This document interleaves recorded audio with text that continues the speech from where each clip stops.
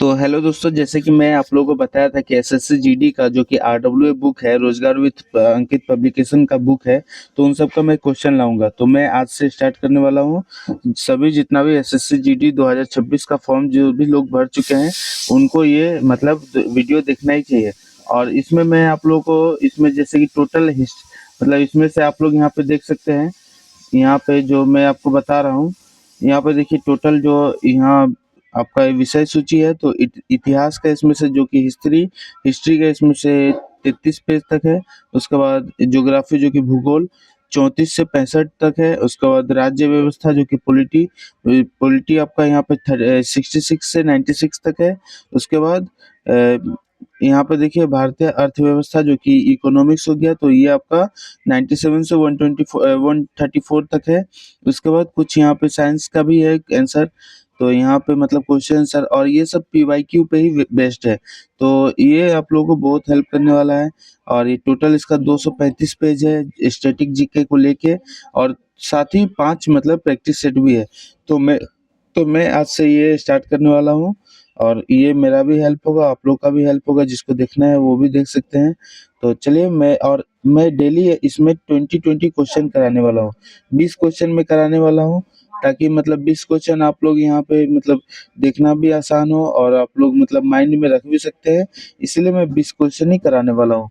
तो चलिए शुरू करते हैं। तो सबसे पहले हम लोग करेंगे यहाँ से इतिहास का क्वेश्चन। तो चलिए स्टार्ट करते हैं।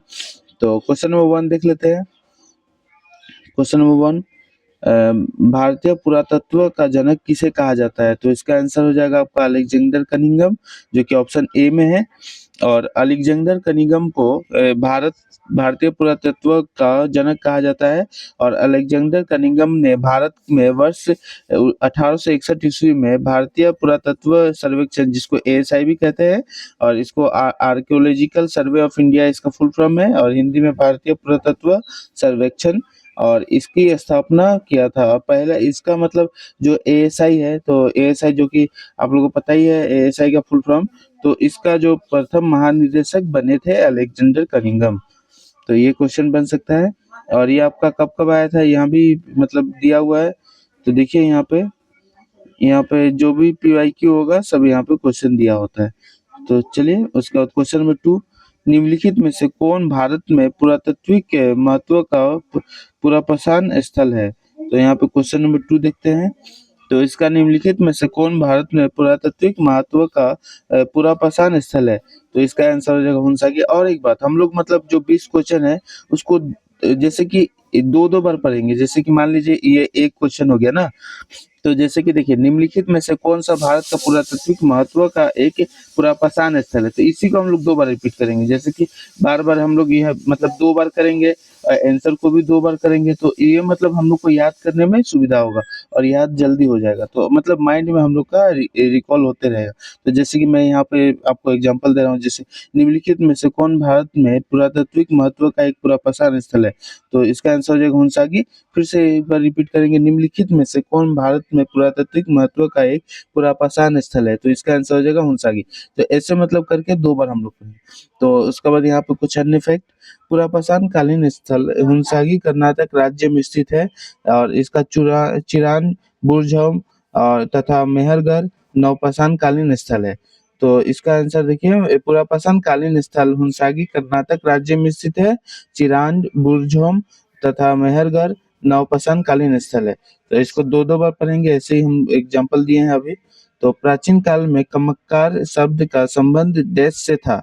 तो प्राचीन काल में कमकार शब्द का संबंध डैश से था?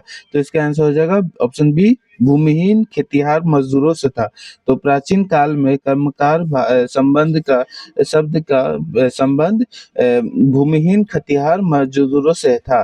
तो प्राचीन काल में कमकार शब्द का संबंध भूमिहीन खेतिहर मजदूरों से था। तो इसका आंसर हो जाएगा ए। तो कमकार एक तमिल शब्द है जिसका संबंध भूमिहीन खेतिहर मजदूरों से था। ये लोग जमींदारों के खेतों में कार्य करते थे और इन लोगों को नगद या किसी वस्तु के रूप में भुगतान किया जाता था। तो कम्मकार एक तमिल शब्द है जिसका संबंध भूमिहीन खेतिहर मजदूरों से था। ये लोग जमींदारों के खेतों में कार्य करते थे और इन लोगों को नकद या किसी वस्तु के रूप में भुगतान किया जाता था। मतलब जैसे आजकल हम लोग मज़दूरी लेते हैं, तो उसी टाइप से ये मतलब मज़दूरी लेते थे या फिर कोई चीज़ जैसे कि अनाज हो गया, चावल, ये सब के हिसाब से मतलब इन लोग जो कम्मकार थे, जैसे कि वो मतलब अपना मज़दूरी का पैसा वो या तो पैसा लेते थे या फिर किसी वस्तु को ले लेते थे। जैसे कि मान लीजिए खेत में कुछ उगाए तो वही उसका अनाज भी ले सकते थे, तो ये भी हो सकता है। क्वेश्चन नंबर 4, लोह युग को यह नाम इसलिए दिया गया है क्योंकि इस समय के दौरान मध्य पूर्व और दक्षिण पूर्व यूरोप में औजारों एवं हथियारों में मुख्य रूप से डैश की जगह लोहे का इस्तेमाल होने लगा था। तो लोह युग को यह नाम इसलिए दिया गया है क्योंकि इस समय के दौरान मध्य पूर्व और दक्षिण पूर्वी यूरोप में औजारों एवं हथियारों के मुख्य रूप से डैश की जगह लोहे का इस्तेमाल होने लगा था। तो कांसे की जगह लोहे का इस्तेमाल होने लगा था। तो इसका आंसर हो जाएगा डी, जो कि कांसे की जगह लोहे का इस्तेमाल होने लगा था। तो कांसे की जगह लोहे का इस्तेमाल होने लगा था। तो यहाँ पे इसका आंसर हो जाएगा कांसे। तो क्वेश्चन नंबर यहाँ पे क्वेश्चन नंबर इसका देखिए, कांस्य युग का पतन लोह युग के मार्ग प्रशस्त किया गया था। लोह युग के दौरान मध्य पूर्व और दक्षिण पूर्व यूरोप में औजारों एवं हथियारों में कांसे की जगह लोहे का उपयोग होने लगा था। और देखिए यहाँ पे जो कांसे है, तो इसको भी 2 बार पढ़ना होगा। तो कांस्य युग के पतन ने लोह युग के मार्ग प्रशस्त किया था और लोह युग के दौरान मध्य पूर्व और दक्षिण पूर्व यूरोप में औजारों एवं हथियारों में कांसे की जगह लोहे का उपयोग होने लगा था। तो क्वेश्चन नंबर 5, भारत में लोह युग निम्नलिखित में से किस कालखंड में आता है? तो भारत में लोह युग निम्नलिखित में से किस कालखंड में आता है? तो इसका आंसर हो जाएगा बी, जो कि 1500 ईसा पूर्व से 200 ईसा पूर्व तक। जो कि भारत में लोह युग निम्नलिखित में से 1500 ईसा पूर्व से 200 ईसा पूर्व के मध्य आता है। तो भारत में लोह युग निम्नलिखित में से 1500 ईस्वी पूर्व से ईसा पूर्व से 200 ईसा पूर्व के बीच में था। और ये देखिए ये क्वेश्चन आया हुआ है एसएससी जीडी 18 फरवरी 2025 में, जो कि रिसेंट एग्जाम हुआ था और ये शिफ्ट 2 में पूछा गया है। तो इसको और एक बार देख लेते हैं। भारत में लोह युग निम्नलिखित में से 1500 ईसा पूर्व से 200 ईसा पूर्व तक इसके बीच में कालखंड आता है। क्वेश्चन नंबर यहाँ पे इसका एक्सप्लेनेशन देख लेते हैं। भारत में लोह युग की अवधि 1500 ईसा पूर्व से 200 ईसा पूर्व तक था और प्रारंभिक लोह युग की अवधि 1500 ईसा पूर्व से 1000 ईसा पूर्व तक था। उसके बाद मध्य लोह युग की अवधि 1000 ईसा पूर्व से 600 ईसा पूर्व तक था और उत्तर लोह युग की अवधि 600 ईसा पूर्व से 200 ईसा पूर्व तक था। तो क्वेश्चन नंबर 5 हो गया। अब क्वेश्चन नंबर 6, सिंधु सभ्यता के लोग देश बनाने के लिए तांबे और टीन का मिश्रित करते थे। तो इसका आंसर हो जाएगा आपका यहाँ पे कांस्य, जो कि यहाँ पे कांस्य यहाँ पे जो कि पहले कांस्य युग होता था, उसके बाद लोहा लोहा आने के बाद कांस्य को हटा दिया गया। तो जैसे कि देखिए सिंधु सभ्यता के लोग देश बनाने के लिए तांबे और टीन का मिश्रित करते थे। तो इसका आंसर हो जाएगा बी, जो कि यहाँ पे कांस्य होगा। तो सिंधु घाटी के लोग अ, यहाँ पे डैश बनाने के लिए तांबे और टीन का मिश्रित करते थे। तो क्या बनाने के लिए? तो ये कांस्य बनाने के लिए। तो सिंधु घाटी के लोग कांस्य बनाने के लिए टीन और तांबे का मिश्रित करते थे। तो यहाँ पे सिंधु घाटी सभ्यता के लोग कांस्य बनाने के लिए तांबे और टीन को मिश्रित करते थे। सिंधु घाटी सभ्यता के प्रमुख केंद्र हड़प्पा होने के कारण इसे हड़प्पा सभ्यता भी कहते हैं। तो सिंधु घाटी के लोग यहाँ पे कांस्य बनाने के लिए तांबे और टीन को मिश्रित करते थे और सिंधु घाटी सभ्यता का प्रमुख केंद्र हड़प्पा होने के कारण इसे हड़प्पा सभ्यता भी कहते हैं। तो देखिए यहाँ पे सिंधु घाटी सभ्यता, तो यहाँ पे सिंधु घाटी के मुख्य केंद्र हड़प्पा होने के कारण इसे हड़प्पा सभ्यता भी कहते हैं। तो क्वेश्चन नंबर 7, निम्नलिखित में से कौन सा स्थल भारत में मध्य लोह युग के दौरान आरंभिक शहरी नियोजन का साक्ष्य प्रदान करता है? तो इसका आंसर हो जाएगा, तो देखिए निम्नलिखित में से कौन सा स्थल भारत में मध्य लोह युग के दौरान आरंभिक शहरी नियोजन का साक्ष्य प्रदान करता है? तो इसका आंसर हो जाएगा कौशाम्बी डी।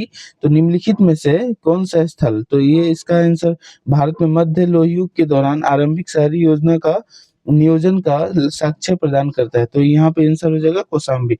कौशाम्बी कौशाम्बी भारत कौशाम्बी भारत में मध्य लोह युग के दौरान आरंभिक शहरी नियोजन का साक्ष्य प्रदान करता है। तो कौशाम्बी भारत में मध्य लोह युग के दौरान आरंभिक शहरी नियोजन का साक्ष्य प्रदान करता है। और ये क्वेश्चन आया हुआ है एसएससी जीडी 7 फरवरी 2025, जो कि आपका यहाँ पे शिफ्ट 3 है।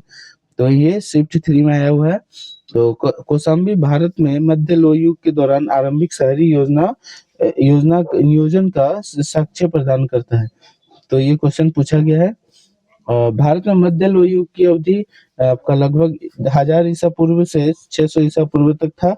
और कौशाम्बी जो कि प्रयागराज के समीप है उत्तर प्रदेश एवं उज्जैन जैसे उज्जैन आपका मध्य प्रदेश जैसे स्थलों पर खुदाई से सड़कों, जल निकासी प्रणालियों तथा सार्वजनिक भवनों के साथ आरंभिक शहरी नियोजन का पता चलता है। तो इसका आंसर हो जाएगा ये आपका कौशाम्बी। तो क्वेश्चन नंबर 8 क्वेश्चन नंबर 8 किस विशिष्ट मिट्टी के बर्तन उत्तर भारत में प्रारंभिक लोह युग की बस्तियों को पहचान बन गए?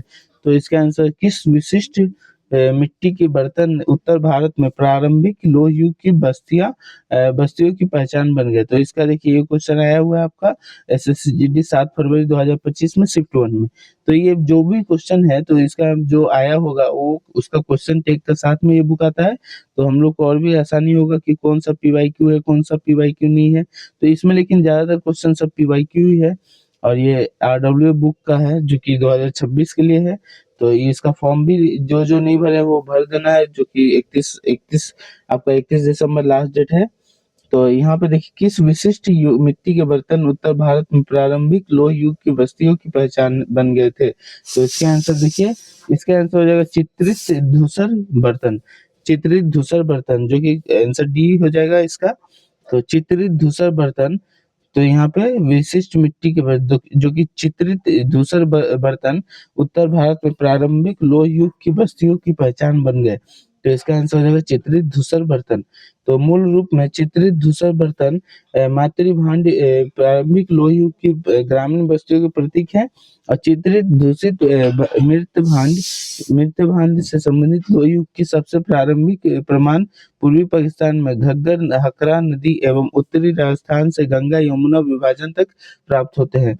तो इसका आंसर हो जाएगा ये आपका यहाँ पे चित्रित धूसर बर्तन, जो कि चित्रित धूसर बर्तन उत्तर भारत में प्रारंभिक लोह युग की बस्तियों की पहचान बन गए। तो ये क्वेश्चन आया हुआ है। तो हम लोग हर कम से कम 2 बार मतलब हर क्वेश्चन को पढ़ेंगे। तो जैसे कि इसमें रिवीजन भी हो जाएगा। अब बाद में अगर रिवीजन करना होगा तो आप लोग ये वीडियो को फिर से दोबारा कर सकते हैं। जैसे कि मान लीजिए एक एक क्वेश्चन को अगर 2 बार पढ़ते हैं तो एक क्वेश्चन को 2 बार हो तो एक अगर आप 5 बार वीडियो देख लेते हैं तो वही सेम क्वेश्चन को आप 10 बार पढ़ लेते हैं। तो इसलिए हम लोग 2 बार पढ़ेंगे, जिससे कि दिमाग में याद भी रहेगा। तो माइक्रोलिथ डैश का इस्तेमाल शुरुआती इंसानों द्वारा किया जाता है।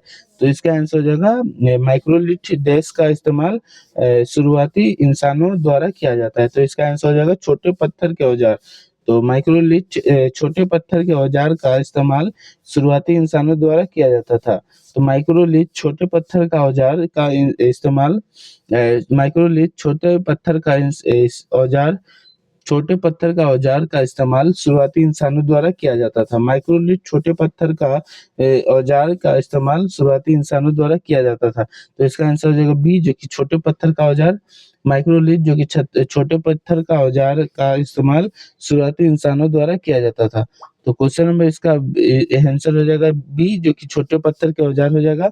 तो माइक्रोलिथ छोटे पत्थर का औजार होते थे। इनकी आकृति ब्लेड के समान होती थी।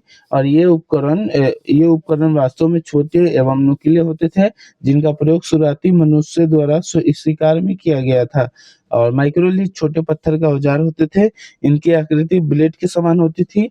और ये उपकरण वास्तव में छोटे एवं नुकीले होते थे, जिनका प्रयोग शुरुआती मनुष्य द्वारा शिकार करने में किया जाता था। तो क्वेश्चन नंबर 10 देख लेते हैं। प्रागैतिहासिक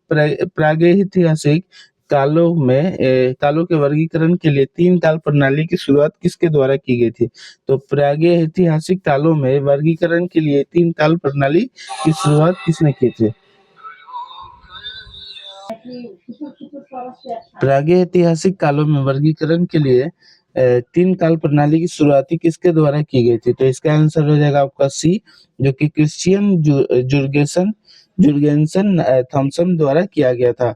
तो प्रागैतिहासिक कालों के वर्गीकरण के लिए 3 काल प्रणाली की शुरुआत आपका यहाँ पे क्रिश्चियन जुर्गेन्सन थॉमसन द्वारा किया गया था।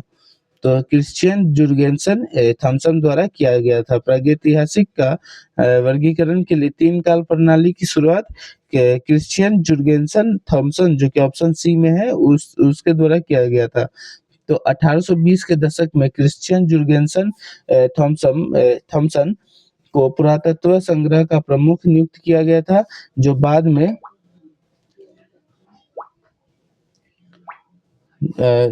1820 के दशक में क्रिश्चियन जुर्गेन्सन थॉमसन के पुरातत्व संग्रह का प्रमुख नियुक्त किया गया था, जो बाद में कोपेनहेग में डेनमार्क की राष्ट्रीय संग्रहालय के रूप में विकसित हुआ। और प्रदर्शनी हेतु आपका पुरावशेषों के अवस्थित में एवं वर्गीकरण करते समय इन्होंने उन्हें 3 काल प्रणाली के अनुसार कालानुक्रमिक रूप से प्रस्तुत करने का निर्णय लिया। तो इसका देखिए और एक बार देख लेते हैं। 1820 के दशक में क्रिश्चियन जुर्गेन्सन थॉमसन को पुरातत्व संग्रह का प्रमुख नियुक्त किया गया था, जो बाद में कोपेनहेग के डेनमार्क यहाँ पे रुकिए एक मिनट।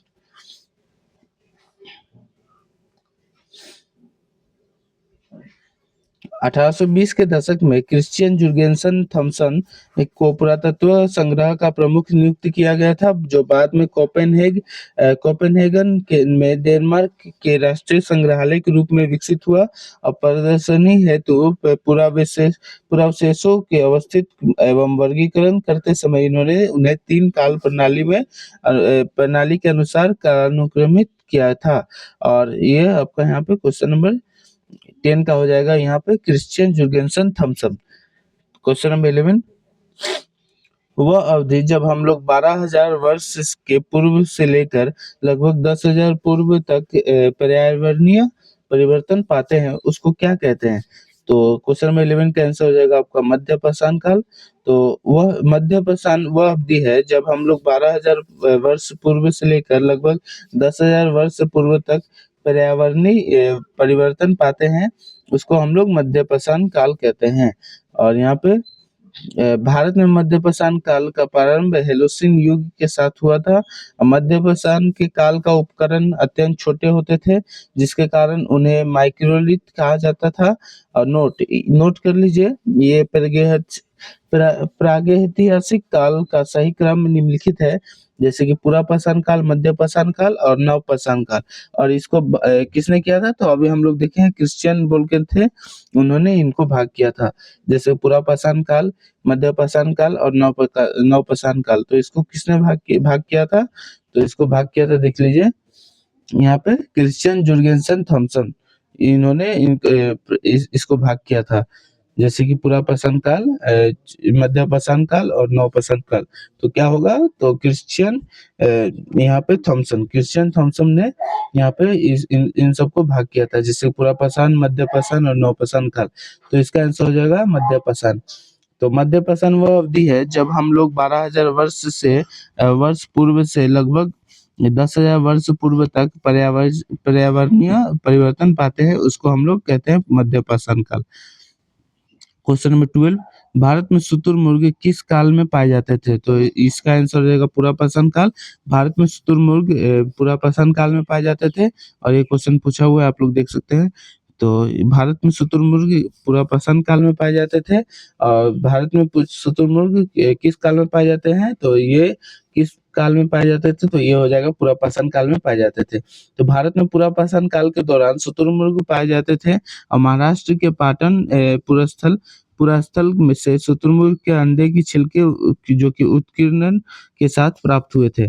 तो भारत में पुरापाषाण काल के दौरान शुतुरमुर्ग पाए जाते थे, और महाराष्ट्र के पाटन पुरास्थल से शुतुरमुर्ग के अंडे के छिलके से उत्कीर्णन के साथ प्राप्त हुए थे। क्वेश्चन नंबर 13, मोहनजोदारो नाम का अर्थ डैश भाषा में मुर्दों की टीला है। तो यहाँ पे मोहनजोदारो नाम का अर्थ डैश भाषा में मुर्दों का टीला है। तो इसका मोहनजोदारो नाम का सिंधी भाषा में मुर्दों का टीला है।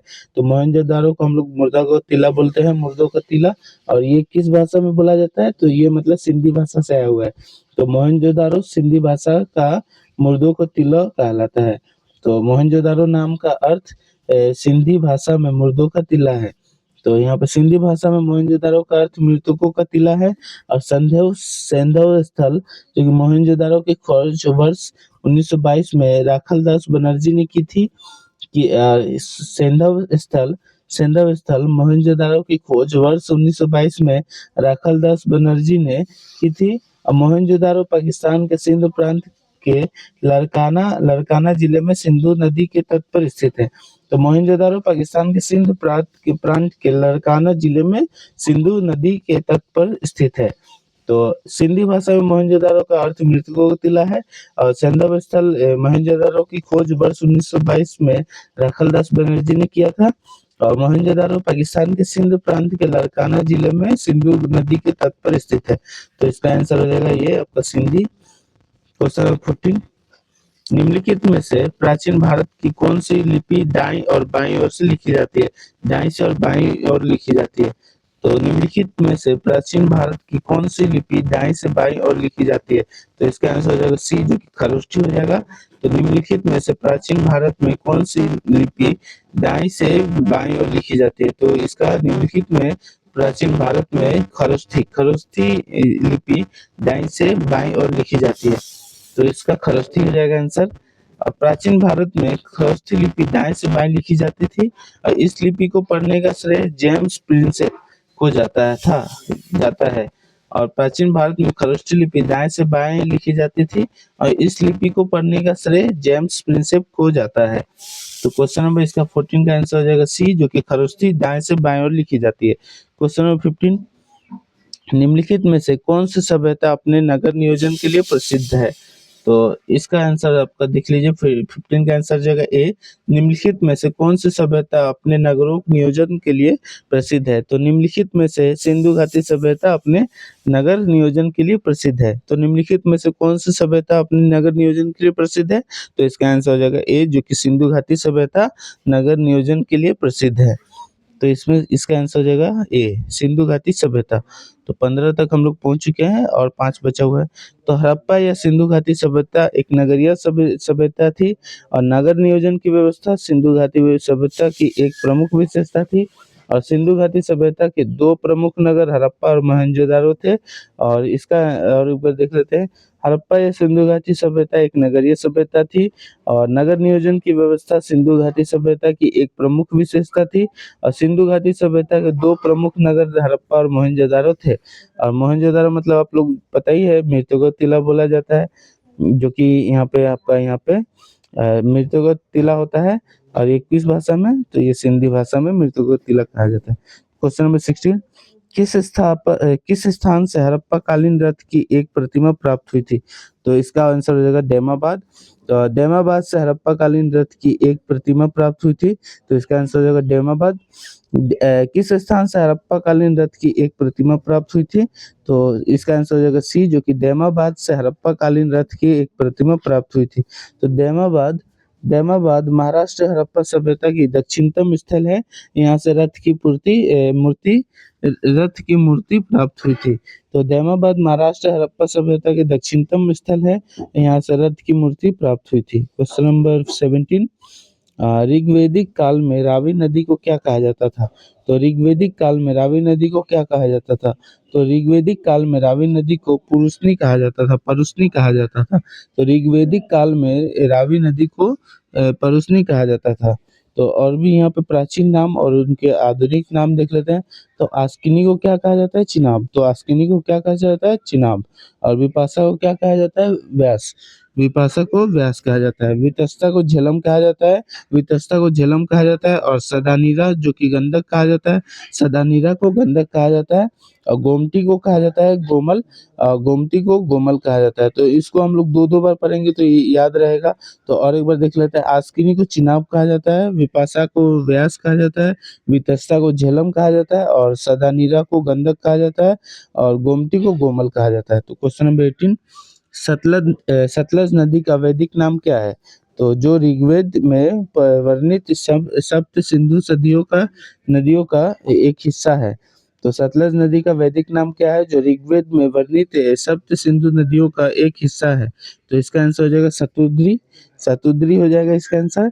तो क्वेश्चन नंबर 18 का आंसर हो जाएगा शतुद्री, जो कि सतलज नदी का वैदिक नाम शतुद्री है, जो ऋग्वेद में वर्णित सप्त सिंधु से नदियों का एक हिस्सा है। तो सतलज नदी का वैदिक नाम शतुद्री है, जो ऋग्वेद में वर्णित सिंधु नदियों का एक हिस्सा है। तो सतलज नदी का वैदिक नाम शतुद्री है, जो ऋग्वेद में वर्णित सप्त सिंधु नदियों का एक हिस्सा है। तो इसका आंसर हो जाएगा शतुद्री। तो और एक बार देख लेते हैं, प्रमुख त्रिवेदी कालीन नदियाँ, जो कि आपका वितस्ता हो जाएगा झेलम, उनका मतलब प्राचीन नाम, और उनके आधुनिक नाम, जो कि वितस्ता का आधुनिक नाम है झेलम, आस्किनी का आधुनिक नाम है चिनाब, परुस्नी का आधुनिक नाम है रावी, विपाशा का व्यास, सदानीरा का गंधक, और गोमती का गोमल। तो प्राचीन नाम और उसका आधुनिक नाम, तो वितस्ता मतलब झेलम, आस्किनी मतलब चेनाब, और उसके बाद परुस्नी मतलब रावी, विपाशा मतलब व्यास, और सदानीरा मतलब गंधक, और गोमती मतलब गोमल। तो क्वेश्चन नंबर 19, उपनिषदों का केंद्रीय विषय क्या था? तो क्वेश्चन नंबर 19 का आंसर हो जाएगा डी, जो कि उपनिषदों का केंद्रीय विषय दर्शन एवं ज्ञान था। तो उपनिषदों का केंद्रीय विषय दर्शन एवं ज्ञान था। तो यहाँ पे उपनिषद दर्शन एवं आधारित पुस्तक, उपनिषद दर्शन पर आधारित पुस्तकें हैं, इन्हें वेदांत भी कहा जाता है, और उपनिषदों की कुल संख्या 108 है।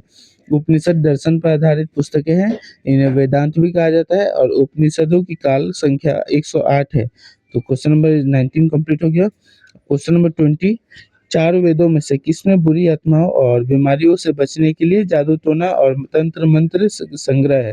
तो चार वेदों में से किसमें बुरी आत्माओं और बीमारियों से बचने के लिए जादू टोना एवं तंत्र मंत्र का संग्रह है?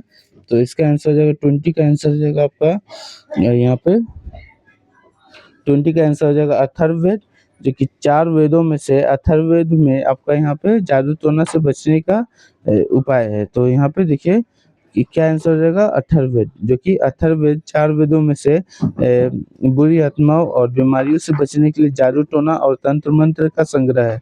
तो चार वेदों में से अथर्ववेद में बुरी आत्माओं और बीमारियों से बचने के लिए जादू टोना और तंत्र मंत्र का संग्रह है। तो हम लोग क्वेश्चन नंबर 20 कंप्लीट कर चुके हैं। तो इसका आंसर हो जाएगा सी, जो कि अथर्ववेद होगा। अथर्ववेद का एकमात्र ब्राह्मण ग्रंथ जो कि गोपद है। अथर्ववेद में ब्रह्म ज्ञान, धर्म, समाज निष्ठा, रोग निवारण, बुरी आत्माओं और बीमारियों से बचने के लिए जादू टोना और तंत्र मंत्र आदि का वर्णन है। तो अथर्ववेद एकमात्र ब्राह्मण ग्रंथ है जो कि गोपद है। अथर्ववेद में ब्रह्म ज्ञान, धर्म, समाज निष्ठा, रोग निवारण, बुरी आत्माओं और बीमारियों से बचने के लिए जादू टोना और तंत्र मंत्र आदि का वर्णन है। तो हम लोग क्वेश्चन नंबर 20 कंप्लीट कर चुके हैं, और आज थोड़ा टाइम लग गया जो कि 28 मिनट लग गया। तो हम लोग कोशिश करेंगे इसको 15 से 20 मिनट तक कंप्लीट करने का। आज ये फर्स्ट क्लास था जो कि डिस्कशन था, इसीलिए हम लोग को टाइम लग गया इसमें। तो फिर मिलते हैं अगली क्लास में, तब तक चैनल को सब्सक्राइब करें, और भी ऐसे मतलब वीडियोस देखने के लिए। और हम लोग देखेंगे और भी ऐसे मतलब स्टार्ट करेंगे, और अभी हिंदी और सामान्य ज्ञान पे फोकस करेंगे। उसके बाद हम लोग दूसरा कुछ सब्जेक्ट पे फोकस करेंगे। फिर मिलते हैं अगली वीडियो में। जय हिंद। तब तक ये चैनल को सब्सक्राइब करें।